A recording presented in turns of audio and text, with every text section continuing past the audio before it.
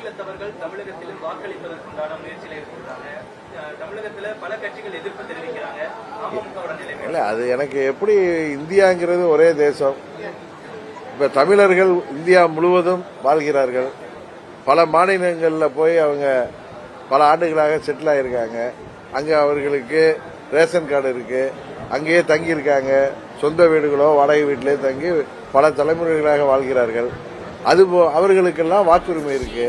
அதுபோல மற்ற மாநிலங்கள்ல இந்த குறிப்பா Bihar, UP, north east states, West Bengal இதெல்லாம் நிறைய பேர் நம்ம மாநிலத்தில் வந்து இங்க வேலைக்காக வந்திருக்கிறாங்க. நிறைய பேர் இங்க தங்கி இருக்காங்க.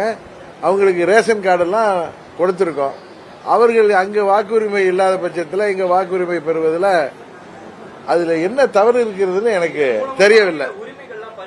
அது எப்படிங்க, ஒவ்வொரு இந்தியாங்கிறது ஒரே நாடு. இதுல வந்து நீங்க இங்க தமிழ்நாட்டுக்குள்ள ஃபென்சிங் போட்டு யாரும் வர முடியாதுன்னு விசா சிஸ்டம் வைக்க முடியுமா, பாஸ்போர்ட் வைக்க முடியுமா? இதெல்லாம் பேசுவதுங்கிறது எனக்கு என்னமோ இது சரியாக தெரியவில்லை.